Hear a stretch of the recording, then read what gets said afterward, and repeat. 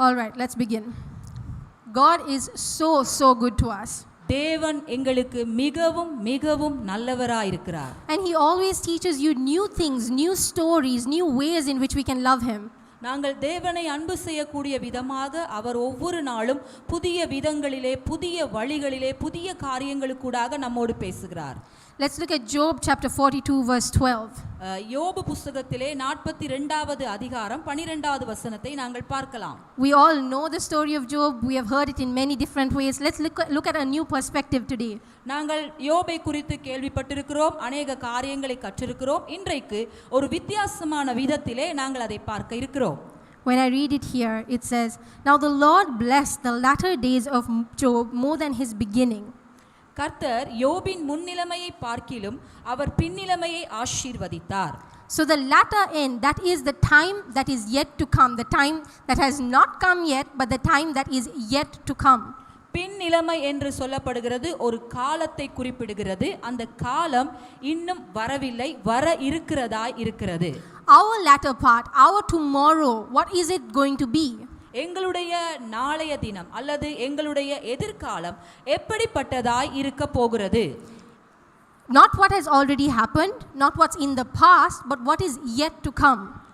ஏற்கனவே கடந்த காலத்திலே என்ன நடந்து முடிந்தது அல்ல, இனி வர இருக்கிற காலத்திலே என்ன நடக்க இருக்கிறது. We know that Job had a former life and a latter life. எங்களுக்கு தெரிந்திருக்கிறபடி யோபுக்கு முந்தின ஒரு வாழ்வு உண்டாயிருந்தது, பிந்தின ஒரு வாழ்வும் உண்டாயிருந்தது. And the first part of Job was because of his own work. What happened because of the way that he worked, because of the way that he believed, because of his own fear. அவருடைய பயத்தினாலே அவர் எதை நம்பினாரோ அதன் நிமித்தமாக நடந்த காரியங்களை முந்திய வாழ்வு தெரிவிக்கிறது. But the latter part, the second part of Job, ஆனால் யோபனுடைய இரண்டாவது பகுதி பின்னிலைமையானது, the latter part of Job was a direct blessing from God. அந்த பின்னிலைமை நேரடியாக யோபின் வாழ்விலே உண்டான தேவனுடைய ஆசீர்வாதத்தை பற்றியது. Job didn't have to do anything for the latter part. யோபு இந்த பின்னிலைமையின் வாழ்வுக்காக அவராக தானாக எதையும் செய்திருக்கவில்லை. In reality, he actually spoke opposing things about it. உண்மையிலே நாங்கள் பார்க்கும் பொழுது அவர் தனக்கு எதிரான காரியங்களை தான் அங்கே பேசிக் கொண்டிருந்தார். But he got a direct blessing from God. That was his latter part. ஆனாலும் அவர் நேரடியாக தேவனிடத்திலே இருந்து தனக்கான ஆசீர்வாதத்தை பெற்றுக்கொண்டதை அவருடைய பின்னிலைமை விளக்குகிறது. So the first part was his own work. The first part was the law. முதலாவதாக அவருடைய அந்த முந்தின நிலைமை அவருடைய பகுதியை அல்லது பிரமாணத்தை பற்றியதாய் இருந்தது. But the second part, that's the one that we all love, don't we? The second part is what we love. The second part did not come because of Job, it came because of grace, and the grace that God gave him and the blessings that he gave him. இரண்டாவது நிலைமை பின்னிலைமை என்பது அங்கே யோபினுடைய எந்த கிரியைகளும் இல்லை, அது தேவனுடைய கிருபையினாலே உண்டான காரியங்களை பற்றினதாய் இருக்கிறது. அதை நாங்களும் விரும்புகிறோம். So my next event, my next journey, my next step, how would you want that to be? For me, I know how I want it to be, but how will you want your next step to be? என்னுடைய அடுத்த நிகழ்வு என்ன, அடுத்த கட்டம் என்ன, அடுத்த படிமுறை என்ன, அடுத்து நான் என்ன செய்ய போகின்றேன் என்பதை குறித்து என்ன நினைக்கிறீர்கள்? My first, whatever that happened in my former, would probably be because of my own actions, because of my own fear, because of my own disbelief. என்னுடைய முந்தின காரியம், என்னுடைய சொந்த விருப்பங்கள், என்னுடைய சொந்த நான் எதை விசுவசிக்கிறேன் அல்லது எதை விசுவசிக்கவில்லை என்பதில் அல்ல. It was my own actions that caused my former. If I have a former, then that means that was because of my own actions. It's on my head. என்னுடைய முந்தின நிலைமை என்பது என்னுடைய கிரியையினாலே நான் எதைகளெல்லாம் அனுமதித்தேனோ அவைகளினாலே உண்டாயிருந்தது. That was the law. அது பிரமாணம் பற்றினது. But after law, what follows is grace. ஆனால் பிரமாணத்துக்கு பின்பதாக வருவது என்ன? தேவனுடைய கிருபை. What follows law is grace. If you have a law, if you have something that has happened in your former, that means what comes next is your grace. உங்களுடைய முந்தின நிலைமையிலே ஒரு பிரமாணத்தின் படியான கிரியை நீங்கள் செய்திருக்கும் பொழுது அடுத்ததாக உங்களுடைய வாழ்விலே கடந்து வர போகிறது தேவனுடைய கிருபையின் காரியம். Those that have not been saved in the world, they are still living in that law. They are still living in the former. முந்தின நிலைமையில் இருக்கிறவர்கள் யார் என்று சொன்னால் இன்னுமாக பிரமாணத்திற்கு கீழே இருக்கிறவர்கள் தான் அதிலே இருக்கிறார்கள். But you and I, we are in grace. ஆனாலும் நாங்களோ கிருபையிலே இருக்கின்றோம். We are in grace. That means we have the double blessing, the double blessing. கிருபையிலே இருக்கின்றோம் என்பதன் அர்த்தம் என்னவென்றால் இரட்டிப்பான ஆசீர்வாதத்தை உடையவர்களாய் நாங்கள் இருக்கிறோம். You might be seeing the former right now. நீங்கள் இப்பொழுது முன்னிலைமையை பார்த்திருக்கலாம். Or you might be thinking of the former. நீங்கள் முன்பதான காரியங்களை பார்த்திருக்கலாம். But remember that the latter will follow. If there is a former, there has to be a latter. It's a comparative word. ஒரு முன்னிலைமை என்ற ஒரு காரியம் இருந்தால் நிச்சயமாக ஒரு பின்னிலைமை என்ற ஒரு காரியம் உண்டாயிருக்கவே வேண்டும். First, Job had what he earned, what he himself did. முதலாவது யோபுடைய வாழ்க்கையினுடைய முதல் பகுதி அவர் எதை செய்தாரோ அதன் அடிப்படையிலே அமைந்திருந்தது. But the second, ஆனால் அவருடைய இரண்டாவது பகுதி what was that from? அது எங்கே இருந்து வந்தது? That was what God blessed him with. அது தேவன் அவரை ஆசீர்வதித்ததினாலே உண்டாயிருந்தது. Let me read Job chapter 42 verse 12 again. நான் மறுபடியுமாக யோபு 42வது அதிகாரம் 12வது வசனத்தை வாசிக்கின்றேன். It says, now the Lord blessed. கர்த்தர் ஆசீர்வதித்தார். So that means that what happened to Job next was purely the grace of God, purely the blessing of God. Nothing that Job had did earlier had ever compared to what was coming to him next. யோபுடைய பின்னிலைமை நாங்கள் பார்க்கும் பொழுது அது தேவனாலேயே, யோபு செய்த காரியங்களினாலே அல்ல, தேவனாலே உண்டான ஆசீர்வாதத்தை பற்றினதாய் இருக்கிறது. In Ephesians chapter 1 verse 3 it says, எபேசியர் 1வது அதிகாரம் 3வது வசனம் இப்படி சொல்கிறது. It says God has already blessed us with every blessing. தேவன் ஏற்கனவே எங்களை சகல ஆசீர்வாதத்தினாலும் ஆசீர்வதித்திருக்கிறார். Every blessing that you need, anything under the sun, every blessing that you think you need, God has already blessed it. உங்களுக்கு எவைகள் தேவை என்று நீங்கள் நினைத்திருக்கிறீர்களோ அந்த சகல ஆசீர்வாதங்களினாலும் தேவன் ஏற்கனவே உங்களை ஆசீர்வதித்திருக்கிறார். Now you don't have to go and beg God, please give me this, please give me this, please give me this. இப்பொழுது நீங்கள் தேவனிடத்திலே போய் ஆண்டவரே எனக்கு இதை தாரும் என்று கெஞ்சி கொண்டிருக்க வேண்டிய எந்த அவசியமும் இல்லை. He has already blessed you with everything. அவர் ஏற்கனவே உங்களுக்கு என்ன தேவையோ அவைகள் எல்லாவற்றையும் கொடுத்து உங்களை ஆசீர்வதித்து விட்டார். So what should you believe in? The only thing that you can do to receive what has already been given is to believe. ஆகவே நீங்கள் என்ன செய்ய வேண்டும்? ஏற்கனவே உங்களுக்கு எல்லாம் கொடுக்கப்பட்டிருக்கிறது என்பதை நீங்கள் விசுவசிக்க வேண்டும். What should you believe in?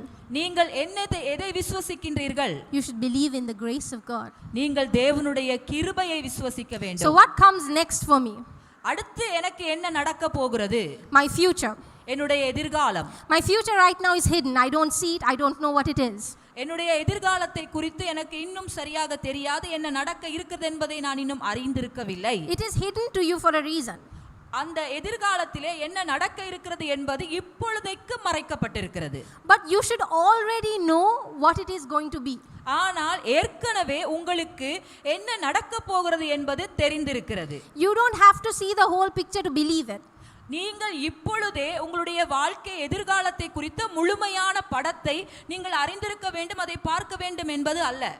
The things that are delayed, your hope, your expectation, your dreams, your vision, உங்களுடைய நம்பிக்கைகள், நீங்கள் எதிர்பார்க்கிற காரியங்கள், உங்களுடைய தரிசனங்கள் தாமதமாகி போகிறது போல் தோன்றினாலும், just because you can't see your future, இப்பொழுதைக்கு உங்களுடைய எதிர்காலம் இப்படி இருக்கும் என்பதை குறித்து உங்களாலே பார்க்க முடியாவிட்டாலும், it doesn't mean it's hopeless. அதனுடைய அர்த்தம் அதற்கு எந்த நம்பிக்கையும் இல்லாத ஒரு காரியம் என்பதாக மாறிவிடாது. If you are thinking you are in the former, that means that the latter is to follow. So what was Job's latter? உங்களுடைய வாழ்க்கையிலே முன்னிலைமையிலே நீங்கள் இருப்பீர்கள் என்றால் நிச்சயமாக பின்னிலைமை என்று ஒன்று இருக்கிறது. யோபுடைய வாழ்க்கையிலே என்ன நடந்தது? So Job's latter, that is our expectation. யோபுடைய பின்னிலைமை தான் எங்களுடைய எதிர்பார்ப்பா இருக்கிறது. ஆண்டவர் அவர்க்கே செஞ்சார்னா உங்களுக்கு செய்யாம இருக்கிறது எப்படி? How will it be? How can God do it for Job and not do it for you? He's not an unfair God. தேவன் அநீதி உள்ள தேவன் கிடையாது. So that means that our latter end, our expectations, our hopes, our dreams, they don't come because of what you do, they come because of what the grace has already done for you. உங்களுடைய பின்னிலைமை, உங்களுடைய எதிர்பார்ப்புகள், உங்களுடைய நம்பிக்கை நீங்கள் எவைகளை செய்திருக்கிறீர்கள் என்பதினாலே அல்ல, தேவன் எவைகளை செய்திருக்கிறார் என்பதினாலே இருக்கிறது. The expectation is not a fruit of your own hands. அந்த எதிர்பார்ப்பு என்பது உங்களுடைய கரத்தின் கிரியைகளினாலே வந்த ஒரு பலன் அல்ல. You can't do it. நீங்கள் அதை செய்ய முடியாது. But your expectation is the fruit of the cross. உங்களுடைய எதிர்பார்ப்பு என்பது சிலுவையினாலே உண்டான பலனை அடிப்படையாக கொண்டதா இருக்கிறது. So what should your hope be? Now if there is a future, you should have a hope about the future. உங்களுக்கு ஒரு எதிர்காலம் இருக்கும் என்றால் அந்த எதிர்காலத்தை குறித்து ஒரு நம்பிக்கை இருக்க வேண்டும். என்ன அந்த நம்பிக்கை? What is your hope? எது உங்களுடைய நம்பிக்கை? What is your hope? Let's look at Proverbs chapter 10 verse 28. நாங்கள் நீதிமொழிகள் 10:28 நாங்கள் வாசிக்கலாம். It says here, the hope of the righteous will be gladness. Did you hear what I said? I said the hope of the righteous is gladness. That means what you expect, what is in your future, what you are going towards is gladness. Can I hear the youth again saying it's gladness? Everyone who is a youth can be a youth right now. 10:28. நீதிமொழிகள் 10:28 இவ்வனமாக சொல்லுகிறது, நீதிமான்களின் நம்பிக்கை மகிழ்ச்சியாகும். So this is the future of the righteous. இதுதான் நீதிமான்களுடைய எதிர்காலமாய் இருக்கிறது. Have you been saved? நீங்கள் ரட்சிக்கப்பட்டிருக்கிறீர்களா? That means you are righteous. அப்படி என்றால் நீங்கள் நீதிமான்களாய் இருக்கிறீர்கள். So if you are righteous, நீங்கள் நீதிமான்கள் என்றால் what is your hope? உங்களுடைய நம்பிக்கை என்ன? Your hope is gladness. உங்களுடைய நம்பிக்கை மகிழ்ச்சியாய் இருக்கிறது. We shouldn't sit and think, oh God, what is this going to be like? How is this going to work out? What am I going to expect out of this? நீங்கள் தேவனிடத்திலே இது எப்படி நடக்கும், நான் இதிலிருந்து எதை எதிர்பார்க்க போகிறேன், எவ்வாறு இது உண்டாகும் என்று நீங்கள் கேட்கலாம். What should you and I hope and expect? I'm speaking to myself as well. What should you and I hope and expect? நானும் நீங்களும் எதை குறித்து நம்பிக்கை உள்ளவர்களா எதிர்பார்க்கிறோம்? இந்த கேள்வியை எனக்கு நானே கேட்டுக்கொள்கிறேன். Now if I'm hungry and I've told my mother and she has already made something for me to eat, I won't be worrying, oh no, what am I going to eat? Oh no, what am I going to eat?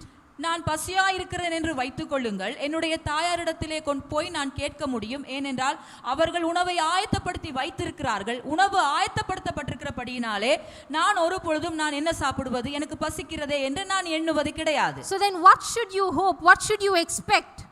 ஆகவே நீங்கள் எதை எதிர்பார்க்கிறீர்கள், எதை நீங்கள் நம்பிக்கொண்டிருக்கிறீர்கள்? It is already prepared for you. ஏற்கனவே அவைகள் உங்களுக்காக ஆயத்தப்படுத்தப்பட்டிருக்கிறது. It is pre-prepared for you. Even before you knew you needed it, it's already prepared for you. இது உங்களுக்கு தேவை என்று நீங்கள் அறிந்து கொள்வதற்கு முன்பதாகவே அந்த காரியத்தை தேவன் உங்களுக்காக ஏற்கனவே ஆயத்தப்படுத்தி வைத்து விட்டார். I told you the latter end is the fruit of the cross. நான் உங்களுக்கு சொன்னேன், பின்னிலைமை என்பது சிலுவையினுடைய பலனாயிருக்கிறது. So on the cross everything has been pre-prepared for you. Before you needed it, it has been prepared for you. சிலுவையிலே உங்களுக்கு இன்னது தேவை என்று நீங்கள் அறிந்து கொள்வதற்கு முன்பதாகவே உங்களுக்கு தேவையான எல்லாவற்றையும் ஆயத்தப்படுத்தி வைக்கப்பட்டிருக்கிறது. If I have to tell it like my father, I would say the cross has already crossed off everything that comes across in your path. என்னுடைய தகப்பன் சொல்லுகிற விதத்திலே அந்த ஆங்கிலத்திலே வருகிற அந்த சிலுவை என்கிற அந்த பதம் என்பது உங்களுடைய வாழ்க்கைக்குள்ளே எல்லாம் உங்களை நோக்கி கடந்து வருகிறது என்பதை குறிப்பிடுகிறதா இருக்கிறது. Cross ஆவாரதெல்லாம் cross வந்து cross பண்ணி போட்டுட்டு, right? So then what can you do? Even if you can't see the future, you should know what your future is. உங்களாலே உங்களுடைய எதிர்காலத்தை இப்பொழுது பார்க்க முடியாவிட்டாலும் உங்களுடைய எதிர்காலத்தை குறித்து உங்களுக்கு ஒரு நம்பிக்கை உண்டாயிருக்கிறது. What does the word say? What does Christ say here? He says that the hope of the righteous will be gladness. இங்கே தேவனுடைய வார்த்தை என்ன சொல்கிறது? நீதிமான்களுடைய நம்பிக்கை எப்பொழுதுமே மகிழ்ச்சியாக இருக்கிறது. So let me just read ahead and go to verse 30. It says the righteous will never be removed. அங்கே வேதம் தொடர்ச்சியாக சொல்லுகிறது 30வது வசனத்திலே நீதிமொழிகள் 10:30, நீதிமான் என்றும் அசைக்கப்படுவர் இல்லை. So you will never be removed. நீங்கள் என்றும் அசைக்கப்பட்டு போவதில்லை. You will not be removed from your future which has already been spoken to you as joy. உங்களுக்கு மகிழ்ச்சியின் அந்த எதிர்காலம் ஏற்கனவே உங்களுக்கு சொல்லப்பட்டிருக்கிற அந்த எதிர்காலத்தின் காலங்களிலே இருந்து நீங்கள் அசைக்கப்பட்டு போவதில்லை. God has said it. God is already an unchanging God, but with his mouth he has said you will not be removed. தேவன் மாறாதவராய் இருக்கிறார். தேவன் சொன்னால் சொன்னது தான், ஆகவே நீங்கள் அசைக்கப்படுவது இல்லை. You will not be removed from your future of gladness because the hope of the righteous is gladness. Your future is gladness. You will never be removed from it. நீதிமான்களின் நம்பிக்கை மகிழ்ச்சியா இருக்கிறது, உங்களுடைய எதிர்காலம் மகிழ்ச்சியா இருக்கிறது. ஆகவே அந்த நிலைமையில இருந்து நீங்கள் எப்பொழுதுமே அசைக்கப்படுவது இல்லை. So your expectation, your future, your hope it's gladness, it's joy. உங்களுடைய எதிர்பார்ப்பு, உங்களுடைய நம்பிக்கை, உங்களுடைய எதிர்காலம் எல்லாமே மகிழ்ச்சியா இருக்கிறது. Establish it in your heart. Can everyone say out, my future is gladness? எல்லோரும் உங்களுடைய இருதயத்திலே கையை வைத்து சொல்லுங்கள், என்னுடைய எதிர்காலம் மகிழ்ச்சியா இருக்கிறது. என்னுடைய எதிர்காலம் மகிழ்ச்சியா இருக்குது. It doesn't matter if you accept the word or not. I have to accept the word because I need the word too. நீங்கள் இதை ஏற்றுக்கொள்கிறீர்களோ இல்லையோ, நான் என்றால் இதை ஏற்றுக்கொள்கிறேன் என்றால் எனக்கு இது மிகவும் தேவையான காரியம். We should bring ourselves into this place of hope. Even if we are in a place where everything is going on, you have to bring yourself into a place of hope. எல்லாமே தோல்வி போல தோன்றினாலும் நீங்களோ வென்றால் உங்களை இந்த நிலைமைக்குள்ளே மறுபடி நீங்கள் கொண்டு வர வேண்டும், அந்த மகிழ்ச்சியின் நிலைமைக்குள்ளே. Your hope should not be an expectation of disaster, of destruction, of downfall. No more these. உங்களுடைய எதிர்பார்ப்பு என்பது அழிவோ அல்லது குறைவோ எந்த தோல்வியை பற்றினதோ அல்ல. But there is one definite thing that you should know. ஆனால் ஒரு நிச்சயமான காரியத்தை நீங்கள் அறிந்து கொள்ளவே வேண்டும். That our hope, your future is the latter end of Job. எங்களுடைய எதிர்பார்ப்பு, உங்களுடைய நம்பிக்கை யோபுடைய பின்னிலைமைக்கு ஒப்பதான ஒரு காரியமா இருக்கிறது. I'm going to read verse 28 again. In the original text it says, the hope of the righteous gladness. மறுபடியுமாக நான் அதை வாசிக்கின்ற நீதிமொழிகள் புத்தகத்திலே நீதிமான்களுடைய நம்பிக்கை மகிழ்ச்சியா இருக்கிறது. In the NKJV Bible they've added words to be able to, for it to be easy to translate. So here it says will be, but the original text, what God actually said is that the hope of the righteous gladness. அங்கே ஆங்கில மொழிபெயர்ப்பிலே அது அப்படி உண்டாகும் என்று சொல்லப்பட்டிருக்கிறது. ஆனால் உண்மையாக மூல மொழிபெயர்ப்பிலே நிச்சயமாக நீதிமான்களுடைய நம்பிக்கை மகிழ்ச்சியாக இருக்கிறது என்று தேவன் சொல்லி இருக்கிறார். No shall be, no will be, no may be. ஒருவேளை இருக்கலாம், எப்படியாவது இருக்கலாம் என்று அல்ல. There is a definite hope for you. நிச்சயமாக நம்பிக்கை இருக்கிறது. And your hope, the hope of the righteous, is gladness. ஆகவே உங்களுடைய நம்பிக்கை, நீதிமான்களுடைய நம்பிக்கை மகிழ்ச்சியே. So what follows me? அதற்கு பின்பதாக என்ன வருகிறது? No, what follows me? What follows you and I? எனக்கு பின்பதாக என்ன வருகிறது? What follows me is my hope. எனக்கு பின்பதாக வருகிறது நான் எதை நம்பிக்கொண்டிருக்கிறேனோ அது. Some people say, troubles are following me everywhere. Sister, போன இடம் எல்லாம் பிரச்சனை என்னை தொடர்ந்துகிட்டே இருக்குது. Troubles are following me, troubles are following me. சிலர் சொல்லிக்கொண்டே இருப்பார்கள், பிரச்சனை என்னை பின்தொடர்கிறது, பிரச்சனை என்னை பின்தொடர்கிறது. So when they say that, what do they really mean? அப்படி அவர்கள் சொல்லும் பொழுது அவர்கள் அதை அங்கே என்ன சொல்ல வருகிறார்கள்? They say that next in life or the next step that they expect is a problem. அவர்கள் அப்படி சொல்வதற்கூடாக அவர்களுடைய அடுத்த அடியிலும் பிரச்சனை என்பதையே அவர்கள் சொல்ல வருகிறார்கள். But what is following you and I? ஆனால் உண்மையாக உங்களையும் என்னையும் எது பின்தொடர்கிறது? It's not only that hope will follow you. The hope that you have will not only follow you. நீங்கள் வைத்திருக்கிற நம்பிக்கை மட்டுமல்ல உங்களை பின்தொடர்கிறது. The hope that is following you will come and meet you. அந்த நம்பிக்கை வந்து உங்களை பின்தொடர்கிற நம்பிக்கை வந்து உங்களை சந்திக்கிறதா இருக்கிறது. And not only will it meet you, it will come and overtake you. அது உங்களை சந்திக்கிறது மட்டுமல்ல, அது உங்களை தாண்டி கடந்து போகிறதா இருக்கிறது. So for something to overtake you, first it has to chase behind you. முதலாவது ஒன்று உங்களை கடந்து போக வேண்டும் என்றால் அது உங்களை பின்தொடர வேண்டும். So it should follow after you in order to come before you. அது உங்களை பின்தொடர்ந்தால் தான் உங்கள் முன்பதாக அது வர முடியும். Let's look at Job for example. His latter days came after him. So that means his latter days followed him. நாங்கள் பார்க்கிறோம் யோபுடைய பின்னிலைமை, அவர் ஒரு காலத்திலே இருந்து கடந்து வந்த பின்பதாகத்தான் பின்னிலைமைக்குள்ளே வந்தார். So eventually the latter days that he had, it is what overcame him. இறுதியாக அந்த பின்னிலைமை தான் அவரை தாண்டி வந்தது அவருக்கு முன்பதாக. So your hope will not just be something that follows behind you, but it will be something that comes and meets you.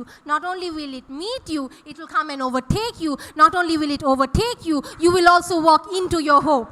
உங்களுடைய நம்பிக்கை என்பது வெறுமனே உங்களை பின்தொடர்கிற காரியம் மட்டுமல்ல, அது பின்தொடர்ந்து வந்து உங்களை சந்திக்கின்றது, உங்களை சந்தித்தது உங்களை கடந்து போகிறது, அது உங்களுக்கு முன்பதாக சென்று கொண்டிருக்கிறது. அதுவே உங்களுடைய நம்பிக்கையாயிருக்கிறது. So what really follows you? ஆகவே உண்மையாக எது உங்களை பின்தொடர்கிறது? Pastor Shemi, I'm sure you know the answer. What follows you? உங்களை எது பின்தொடர்கிறது? What follows you? உங்களை எது What பின்தொடர்கிறது? follows you? உங்களை எது What பின்தொடர்கிறது? follows you? You went to Sunday school. What follows you? உங்களை எது பின்தொடர்கிறது? சொல்லுங்கள் எனக்கு. Goodness and mercy will follow you. you. நன்மையும் கிருபையும் உங்களை பின்தொடர்கின்றது. That is what the word already said. It's not something that I'm saying, it's something that's already in the word. நான் சொல்லவில்லை இதை குறித்து, ஏற்கனவே வேதம் அதை பற்றி சொல்லி இருக்கிறது. It's already saying, all this time we saw that something is following us, hope is following us. What is actually following you? Goodness and mercy. நாங்கள் பார்த்தோம் நம்பிக்கை, எங்களுடைய எதிர்பார்ப்பு எங்களை பின்தொடர்ந்து வருகிறது என்று. ஆனால் என்ன அந்த காரியம் என்றால் தேவனுடைய நன்மையும் அவருடைய கிருபையுமே எங்களை பின்தொடர்ந்து வருகிறது. It's not just chasing, it's not just following you. இது வெறுமனே உங்களை பின்தொடர்கிற காரியம் அல்ல. It's chasing after me, it's fighting for me, it's coming behind me violently. அது மிகுந்த பலவந்தமாக என்னை பிடிக்கும்படியாக, என்னை பின்தொடர்ந்து என்னை ஆக்கிரமிக்கத்தக்கதாக அது வந்து கொண்டிருக்கிறது. I like your words. It comes behind you, it comes chasing after you just so that it can come and meet you, and not only meet you, to come and overtake you, not only to overtake you so that you can walk into that goodness and mercy. அது பலவந்தமாக என்னை நோக்கி பின்தொடர்ந்து என்னை தொடரும்படியாக வந்து எனக்கு முன்பதாக வந்து என்னை சந்தித்து என்னை தாண்டி அதிலே நான் நடக்கும்படியாக எனக்கு உதவுகிறது. This goodness and mercy are not sown the born like you and I. இந்த நன்மையும் கிருபையும் எங்களை நாங்கள் சோர்ந்து போகிற மாதிரியான ஒரு காரியம் அல்ல. It's not like, just sitting and waiting for something to come. No. நாங்கள் உட்கார்ந்திருந்து ஏதோ ஒன்று நடக்கட்டும் என்று எதிர்பார்த்து கொண்டிருக்கிற காரியம் அல்ல. This goodness and mercy has a fighting spirit. இந்த நன்மையும் கிருபையும் ஒரு போராட்ட குணத்தை உடையதா இருக்கிறது. This goodness and mercy is not just slowly walking behind you. Maybe I will meet him, maybe I won't meet him. இந்த நன்மையும் கிருபையும் என்னுடைய அருகிலே மெதுவாய் மெதுவாய் நடந்து வந்து ஏதோ நான் உன்னை சந்திக்கிறேன், எப்படியாவது உன்னை பார்த்துக் கொள்கிறேன் என்ற அந்த சுபாவத்தோடு வருவதில்லை. Goodness and mercy doesn't come, Sister Shemia, உங்களுக்கு பின்ன கொஞ்சம் வரலாம், please கொஞ்சம் வரலாமா. It doesn't say that. It is the goodness and mercy is not like, please, can I please follow you, or should I take like 2 steps back? No, it's chasing after you, it's fighting for you, it's coming behind you. அந்த நன்மையும் கிருபையும் இப்படி கெஞ்சி கேட்டுக்கொண்டு என் பின்பதாக வருவதில்லை. அது ஒரு போராட்ட குணத்தோடு என்னை தாண்டி என்னிடத்திலே வரும்படியாக, அது என்னை ஆக்கிரமிக்கும்படியாக என்னை தொடர்ந்து வருகிறது. So now you need to decide, do you want this goodness and mercy? ஆகவே நீங்கள் தீர்மானிக்க வேண்டும், இப்படிப்பட்ட நன்மை கிருபையையும் நீங்கள் உங்களை பின்தொடர அனுமதிப்பீர்களா? The world believes, or actually even we all believe in persecution, right? Persecution will come, there will be persecution. It's like it's expected. அநேக நேரத்திலே உபத்திரவங்கள் வரும், உபத்திரவங்கள் உண்டாயிருக்கும் என்று நாங்கள் எதிர்பார்க்கிறோம். But why can't this goodness and this mercy come and persecute you? ஆனால் நாங்கள் ஏன் இப்படி நினைக்க கூடாது? நன்மையும் கிருபையும் என்ற இந்த 2 காரியமும் உபத்திரவத்தை போல என்னை பின்தொடர்ந்து கொண்டே இருக்கிறது என்று ஏன் நாங்கள் எண்ணக்கூடாது? A good persecution, why shouldn't we believe it the other way? ஏன் நாங்கள் அந்த நல்ல உபத்திரவமாக அவைகளை கருதக்கூடாது? Let it persecute me, let it torment me, let it come and take over me. இந்த நன்மையும் கிருபையும் வந்து என்னை உபத்திரவப்படுத்தட்டும், என்னை தொடர்ந்து வரட்டும், என்னை மேற்கொள்ளட்டும் என்று நாங்கள் ஏன் எண்ணக்கூடாது? In school, if you did something wrong, you would give a punishment. Actually, even in the youth, if they do something wrong, sometimes I can give them a punishment. பாடசாலையிலே நீங்கள் ஏதாவது தவறு இழைத்தீர்கள் என்றால் நீங்கள் தண்டிக்கப்படுவீர்கள். அதே வண்ணமாக எங்களுடைய வாலிபர் கூட்டத்திலும் யாராவது ஏதாவது செய்திருந்தால் அவர்களுக்கும் அப்படி உண்டாகும். But God has given you your sentence. Your penalty is goodness and mercy. You have been saved by my son. Your penalty is goodness and it's mercy. ஆனால் தேவனோ என்றால் உங்களை தன்னுடைய நன்மையையும் கிருபையையும் கொடுத்து உங்களை தண்டிக்கின்றார், தன்னுடைய குமாரனுக்கூடாக. How many of you know football? I don't know football, but எத்தனை பேருக்கு ஃபுட்பால் விளையாட்டு தெரிகிறது? The referee, I think, will show some card saying that it's a penalty, right? அந்த விளையாட்டிலே ஒரு அட்டையை காண்பித்து காட்டுவார்கள், அவர் தண்டிக்கப்பட்டிருக்கிறார் என்பதை அறிவிக்கும்படியாக. So that means that player has to go through that penalty. அந்த விளையாட்டு வீரர் யாருக்கு அந்த அட்டையை காண்பிக்கிறார்களோ அவர் அந்த தண்டனைக்குள்ளே போக வேண்டும். The referee has said it, so the penalty is theirs. அந்த நடுநிலையாளர் அதை சொல்லுவார், கட்டாயமாக அந்த விளையாட்டு வீரன் அதை ஏற்க வேண்டும். Your God has said goodness and mercy is yours, so it's yours. உங்களுடைய தேவனும் அப்படித்தான் நன்மையும் கிருபையும் என்கின்ற காரியத்தை அவனமாகத்தான் உங்களுக்கு கொடுத்திருக்கிறார். You believe everything the referee says. நீங்கள் அந்த நடுநிலையாளர் என்ன சொல்லுகிறாரோ அதையெல்லாம் நீங்கள் விசுவசிப்பீர்கள், கேட்பீர்கள். Your referee, your intercessor, Jesus Christ has already said goodness and mercy will follow you all the days of your life. உங்களுடைய பிரதான ஆசாரியர் உங்களுக்காய் பரிந்து பேசுகிற இயேசு கிறிஸ்து அவரும் இதைத்தான் சொல்லுகிறார், நன்மையும் கிருபையும் உங்களுக்கு உண்டாயிருக்கிறது என்று. It's so easy to believe that a person is chasing after me. இது மிக A person is chasing after me. ஒரு நபர் என்னை பின்தொடர்ந்து வருகிறார். It's easy to believe, oh yeah, someone is chasing after me because you can see it. ஒரு நபர் உங்களை பின்தொடர்ந்து வருகிறார் என்று சொல்லும் பொழுது அது உங்களுக்கு தெரியும், ஏனென்றால் அதை நீங்கள் பார்க்கக்கூடியதா இருக்கிறது. But this goodness and mercy has a fighting spirit. இந்த நன்மைக்கும் கிருபைக்கும் ஒரு போராட்ட குணம் இருக்கிறது. It is a vehement militancy. போராட்ட குணம். It's a very vehement militancy. இது மிகுந்த ஒரு போராட்ட உணர்வுள்ள போராட்ட குணமுள்ள ஒரு காரியமா இருக்கிறது. This world keeps on saying problems are chasing me, problems are chasing me. Problems are chasing me. பிரச்சனைகள் என்னை பின்தொடர்கிறது, பிரச்சனைகள் பின்தொடர்கிறது. But you and I, what are we going to tell today? இன்றைக்கு நானும் நீங்களும் என்ன சொல்ல போகிறோம்? Goodness and mercy are chasing after me. Can I hear you say it? நன்மையும் கிருபையும் என்னை பின்தொடர்ந்து பிடிக்கின்றது. In Tamil, நன்மையும் கிருபையும் என்னை பின்தொடர்ந்து பிடித்துக் கொள்ளுகிறது. It's not just chasing after me, it's coming and biting at my heels. It's coming after me so violently. அந்த ரெண்டு நன்மையும் கிருபையும் என்ற அந்த காரியங்கள் மிகுந்த பலவந்தமாக என்னை பின்தொடர்ந்து வந்து என்னை பிடித்துக் கொள்ளுகிறது. It's enough if you just know this. Wherever you go, whenever you turn back, goodness and mercy is there. நீங்கள் எங்கே போகிறீர்களோ, எங்கே திரும்புகிறீர்களோ, அங்கே எல்லா இடத்திலும் தேவனுடைய நன்மையும் கிருபையும் உங்களை பின்தொடர்கிறதா இருக்கிறது. Goodness and mercy is at your heels. நன்மையும் கிருபையும் உங்கள் பின்னே நிற்கிறது. And not only will it be behind you, it will come and meet you. அது பின்னே நிற்பது மட்டுமல்ல, உங்களை வந்து சந்திக்கிறது. After it meets you, it doesn't just stay with you, it comes and overtakes you. உங்களை சந்தித்து உங்களோடு கூட இருப்பதில்லை, அது உங்களை தாண்டி உங்களை கடந்து முன்னே போகிறது. It is hunting after you. உங்களை வேட்டையாடும்படி தொடர்கிறது. You are the prey. நீங்கள் தான் அந்த நன்மை கிருபையினுடைய இரையா இருக்கிறீர்கள். How easy is that to believe? You are the prey for this goodness and mercy. எத்தனை பேர் நம்புகிறீர்கள்? நன்மையினுடைய கிருபையினுடைய இரையாக நீங்கள் இருக்கிறீர்கள். So if God has commanded it, you are the prey of goodness and mercy. Goodness and mercy will hunt you. நன்மையும் கிருபையினுடைய இறை நீங்கள் தான். உங்களை பிடித்துக்கொள்ள, உங்களை வேட்டையாட அது உங்களை பின்தொடர்ந்து வருகிறது. Even if you go a bit to the side, the predator is not going to just wait. நீங்கள் அந்த வலையிலிருந்து தப்பித்துக்கொள்ள நீங்கள் திரும்பும் பொழுதும் கூட அந்த காரியம், உங்களை பிடிக்க வருகின்ற அந்த காரியம் உங்களை விட்டு விடுவதில்லை.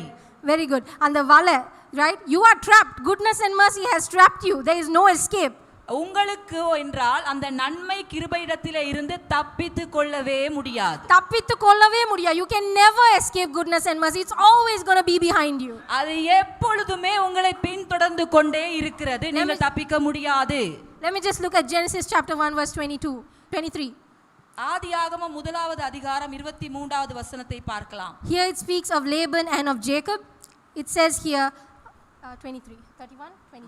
ஆதியாகமம் 31:23. It says here, then he took his brethren with him and pursued him for 7 days, and then he overtook him. அப்பொழுது அவர் தன் சகோதரரை கூட்டிக் கொண்டு 7 நாள் பிரயாண பரியந்தம் அவரை தொடர்ந்து போய் கீலேயாத் மலையிலே அவரை கண்டுபிடித்தார். There is a pursuit here, a chase that's happening. இங்கே ஒரு பின்தொடர்தல் நடைபெறுகிறது. Laban is chasing after Jacob, but the same way goodness and mercy is chasing after you. It's pursuing you. Laban யாக்கோபை பின்தொடர்ந்து போகிறார். எப்படி என்றால் நன்மையும் கிருபையும் எங்களை பின்தொடர்ந்து வருகிற வண்ணமாக. You don't have to fight for goodness and mercy. நீங்கள் நன்மை கிருபைக்காக நீங்கள் பிரச்சனைப்படுத்த தேவையில்லை. போராட தேவையில்லை. You don't have to fight for your goodness and mercy. நீங்கள் அதற்காக நீங்கள் சண்டை பிடிக்க வேண்டிய அவசியம் இல்லை. Because goodness and mercy is already fighting for you. ஏனென்றால் நன்மையும் கிருபையுமே உங்களுக்காக அவைகள் சண்டை பிடித்துக் கொண்டிருக்கிறது. So this is the hope that you and I have. இந்த நம்பிக்கை தான் இன்று உங்களுக்கும் எனக்கும் உண்டாயிருக்கிறது. The hope that I have is goodness and mercy. எனக்கு உண்டாயிருக்கிற நன்மை இன்னதென்றால் நன்மையும் கிருபையுமே. I am sure of what is following me. எனக்கு நிச்சயம் இருக்கிறது எது என்னை பின்தொடர்கிறது என்பதை பற்றி. I am very sure of it. How many of you are sure of what is already following you? எனக்கு அதை குறித்த சரியான அதிக நிச்சயம் இருக்கிறது. உங்களில் எத்தனை பேருக்கு அந்த நிச்சயம் இருக்கிறது? Not only will it be behind me, it will meet me, it will overtake me, and that's what I will walk into. அது வெறுமனே என் பின்பதாக மட்டும் நிற்பதில்லை, பின்தொடர்வதில்லை, என்னை சந்திக்கிறது மட்டுமல்ல, என்னை கடந்து என் முன்னே போகிறது. This is my future. இதுதான் என்னுடைய எதிர்காலம். Joy is my future. இதுதான் தான் என்னுடைய எதிர்காலம். Say, joy is my future. மகிழ்ச்சி தான் என்னுடைய எதிர்காலம். Joy is my future. மகிழ்ச்சியே என்னுடைய எதிர்காலம். In every place that we go, in front of us, we should have this exceeding joy. நாங்கள் எங்கெல்லாம் போகிறோமோ அந்த எல்லா இடங்களிலும் மேன்மையான மிகவும் அதிகமான மகிழ்ச்சி அங்கே உண்டாயிருக்கிறது. I am going towards an extreme gladness. நான் அந்த மேன்மையான அபரிதமான அந்த மகிழ்ச்சிக்கு நேரே நான் கடந்து போகிறேன். I will experience and manifest this joy. அந்த மகிழ்ச்சியை நான் அனுபவிப்பேன், அது என் வாழ்க்கையிலே வெளிப்படும். Let's read verse 24. It says, "But God had come to Laban in a dream by night and said to him, Be careful that you speak to Jacob neither good nor bad." அன்று ராத்திரி தேவன் சீரியா தேசத்தானாகிய லாபானுக்கு சொப்பனத்தில் தோன்றி, நீ யாக்கோபோடே நன்மையை அன்றி தீமை ஒன்றும் பேசாத படிக்கு எச்சரிக்கையாயிரு என்றார். And if you read on, it says that Laban actually says that if you had told me, I might have sent you away. In verse 27, it says, I might have sent you away with joy and with songs and with timbrel and a harp. அங்கே பார்க்கிறோம், லாபான் சொல்லுகிறார் 27வது வசனத்திலே, நீ ஓடி போவதை மறைத்து எனக்கு அறியாமல் திருட்டளவா என்னிடத்திலிருந்து வந்துவிட்டது என்ன? It says here that Laban, even though Jacob ran away, Laban is following after him and saying, if you had told me, I would have sent you away with joy and songs. அங்கே பார்க்கிறோம், லாபான் யாக்கோபிடத்திலே வந்து பேசுகிறார். யாக்கோபு லாபானுக்கு அறிவிக்காமல் புறப்பட்டு வருகிறார். அப்பொழுது லாபான் வந்து சொல்லுகிறார், நீ எனக்கு அறிவிக்காமல் புறப்பட்டு வந்தது என்ன? நீ சொல்லி இருந்தால் நான் மிகுந்த சந்தோஷத்தோடு உன்னை அனுப்பி வைத்திருப்பேனே. If I go to verse 29, it says, it's in my power to do you harm, but the God your father commanded me last night, saying, be careful. 29வது வசனம் சொல்லுகிறது, உங்களுக்கு பொல்லாப்பு செய்ய எனக்கு வல்லமை உண்டு, ஆகிலும் உங்கள் தகப்பனுடைய தேவன் நீ யாக்கோபோடே நன்மை அன்றி தீமை ஒன்றும் பேசாதபடி எச்சரிக்கையா இரு என்று நேற்று ராத்திரி என்னோடே சொன்னார். So then there's two commandments that God has given Laban. இந்த இடத்திலே ரெண்டு கட்டளைகளை தேவன் லாபானுக்கு கொடுக்கிறார். One, send out my righteous with joy and with songs. முதலாவது, என்னுடைய நீதிமானை மிகுந்த சந்தோஷத்தோடு சங்கீத மேள வாத்தியங்களோடு நீ அனுப்பி வை. Secondly, even if you have the power to harm him, you cannot harm him. அவனை மேற்கொள்ள அவனுக்கு தீங்கு செய்ய உனக்கு வல்லமை இருந்தாலும் நீ அதை அவனுக்கு செய்ய கூடாது என்றும் சொல்லுகிறார். So that means that's the same thing that God has commanded to you. Even if someone has a power to hurt you or harm you, no, God will not allow it to happen because he has already commanded that it cannot happen to you. இன்றைக்கு தேவன் உங்களுக்கு என்ன சொல்லுகிறார்? யாராவது உங்களுக்கு எதிராக ஏதாவது பொல்லாப்பு செய்ய நினைத்திருப்பார்கள் என்றால் அவர்களுக்கு தேவன் சொல்லி இருக்கிறார், உங்களுக்கு அந்த எந்த பொல்லாப்பையும் அவர்கள் செய்ய முடியாது. Let's quickly look at Nehemiah chapter 8. நெகேமியா புத்தகம் 8வது அதிகாரத்துக்கு திருப்பிக் கொள்ளுவோம். When we look at verse 12, 12வது வசனம், it says here that the day is holy. So the Levites had commanded that the day was holy. And what the people did next, if you read the Bible, it says that the people went out, they ate, they drank, and they celebrated and were exceedingly joyous. நெகேமியா 8:12 சொல்கிறது, அப்பொழுது ஜனங்கள் எல்லாரும் தங்களுக்கு அறிவிக்கப்பட்ட வார்த்தைகளை உணர்ந்து கொண்டபடியால் புசித்து குடிக்கவும் பங்குகளை அனுப்பவும் மிகுந்த சந்தோஷம் கொண்டாடவும் போனார்கள். So why are they eating and drinking and rejoicing? நாங்கள் ஏன் புசித்து குடித்து பங்குகளை அனுப்பி சந்தோஷமா இருக்க வேண்டும்? If you read the verse ahead, it says, be still, for that day is holy. எதற்காக என்றால் அவர்கள் பரிசுத்தராய் இருக்கிறபடியினாலே, நாள் பரிசுத்தமா இருக்கு. அந்த நாள் பரிசுத்தமான நாளா இருக்கிறபடியினாலே. So he said the day is holy and the people went out and they rejoiced and they sang and they are dancing. நாள் பரிசுத்தமான நாளா இருக்கிறபடினாலே தான் ஜனங்கள் புசித்து குடித்து சந்தோஷமாக இருந்தார்கள். So people these days think that if the day is holy, that means that you have to close your eyes and pray, you have to have a lot of tears. இன்றைக்கு ஜனங்கள் பரிசுத்தமான நாள் என்று சொல்லும் பொழுது நீங்கள் கண்களை மூட வேண்டும், ஜெபிக்க வேண்டும், நீங்கள் தனித்திருக்க வேண்டும் என்று அது வருகிறது. Holy day is not a sad day. அந்த பரிசுத்தமான நாட்கள் என்பது துக்கத்தின் நாட்கள் அல்ல. It's not a day of grieving. அது துக்கப்படுகிற நாளும் அல்ல. It's not a day of shedding tears. அது கண்ணீர் வடிக்கிற நாளும் அல்ல. What does the word say? இங்கே வார்த்தை என்ன சொல்லுகிறது? The people knew the day was holy, so they went out and rejoiced. இந்த பரிசுத்தமான நாள் என்று அறிந்த பின்பதாக ஜனங்கள் என்ன செய்தார்கள்? புசித்து குடித்து சந்தோஷமா இருக்க தலைப்பட்டார்கள். And that was the holy day. அதுதான் பரிசுத்தமான நாள். So what is holy to you? ஆகவே உங்களுக்கு எது பரிசுத்தம்? Every day is a holy day for us. ஒவ்வொரு நாளும் உங்களுக்கு பரிசுத்தம் தான். So in this holy day, what are we going to do? இந்த பரிசுத்தமான நாளிலே நாங்கள் என்ன செய்ய போகிறோம்? What are we going to do? நாங்கள் என்ன செய்ய போகிறோம்? We're going to go out. We're going to celebrate. நாங்கள் வெளியே போய் சந்தோஷப்பட்டு நாங்கள் கொண்டாட போகிறோம். The month of celebration is coming. How many of you know this? எத்தனை பேர் நீங்கள் விசுவாசிக்கிறீர்கள், அறிந்திருக்கிறீர்கள், கொண்டாட்டத்தின் மாதம் வருகிறது. Not just for the entire world because it's Christmas, but because God has said next month of celebration. Christmas மாதமா இருக்கிறபடியினாலே அல்ல, தேவன் சொல்லி இருக்கிறபடியினாலே இந்த வருகிற மாதம் கொண்டாட்டத்தின் மாதமா இருக்கிறது. I already know my latter end.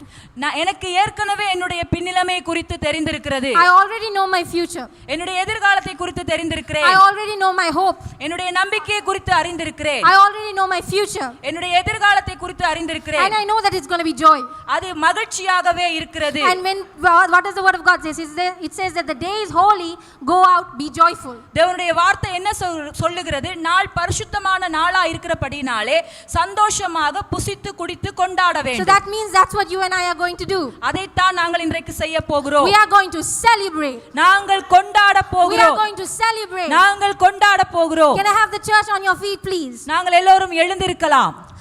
God has already said next month is the month of your celebration. தேவன் சொல்லி இருக்கிறார் ஏற்கனவே வருகிற மாதம் உங்களுடைய வாழ்க்கையிலே கொண்டாட்டத்தின் மாதம். So if next month is your month of celebration and today has been declared as a holy day, what should you do today? வருகிற மாதம் கொண்டாட்டத்தின் மாதம், இந்த நாள் பரிசுத்தமான நாள் என்றால் நீங்கள் என்ன செய்ய வேண்டும்? With my youth you all are going to celebrate. என்னுடைய வாலிபர்களோடு கூடுதலாக நீங்கள் கொண்டாட போகிறீர்கள். My youth already know it's a month of celebration. எங்களுடைய வாலிபர்களுக்கு ஏற்கனவே தெரியும் இது கொண்டாட்டத்தின் மாதம் என்று. My youth know that when they sing and dance and jump for joy, it's not for you to see. நீங்கள் பார்ப்பதற்காக அல்ல, எங்களுடைய வாலிபர்கள் இங்கே சந்தோஷமாக துதித்து குதித்து ஆடினது. They are going to sing and dance and celebrate because their month of celebration is coming. ஏனென்றால் அவர்களுக்கு கொண்டாட்டத்தின் மாதம் ஆரம்பித்தபடினாலே அவர்கள் அதை அப்படி செய்தார்கள். We are in the last Sunday of this month. நாங்கள் இந்த மாதத்தினுடைய கடைசி ஞாயிற்றுக்கிழமையிலே நிற்கின்றோம். So today what are you and I going to decide? நாங்கள் இன்றைக்கு என்ன செய்ய தீர்மானிக்கின்றோம்? God has already decided this day is holy. How many of you know this day is holy? தேவன் ஏற்கனவே அதை தீர்மானித்து விட்டார். நீங்கள் எத்தனை பேர் தீர்மானிக்கிறீர்கள்? How many of you at least know that today is holy?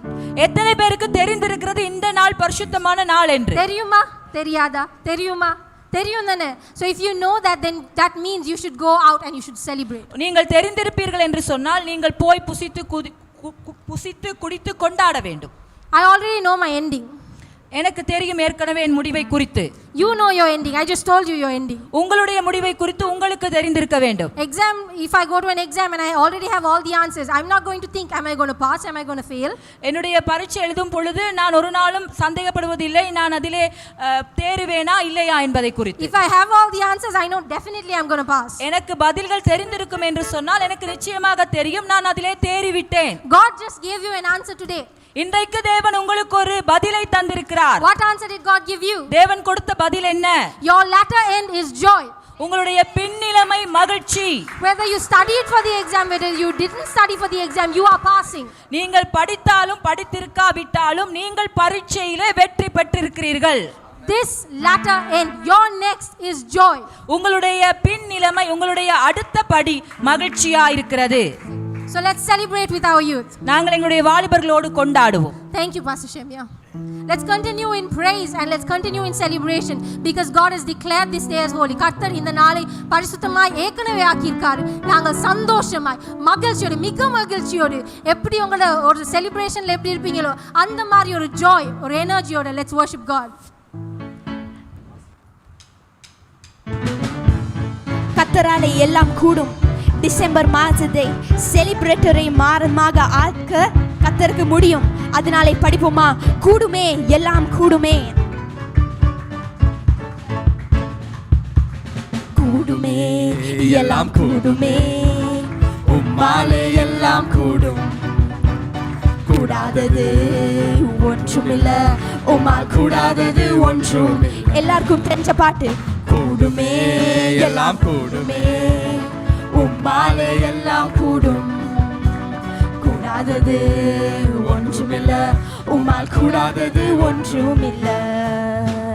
கடல் மீது நடந்தீரையா, கடும் புயல் அகற்றினீரே. கடல் மீது நடந்தீரையா, கடும் புயல் அகற்றினீரே. சாத்தானை ஒடுக்கினீரே. சர்வ வல்லவர் சாத்தானை ஒடுக்கினீரே. சாத்தானை ஒடுக்கினீரே. சர்வ வல்லவரே சர்வ வல்லவரே.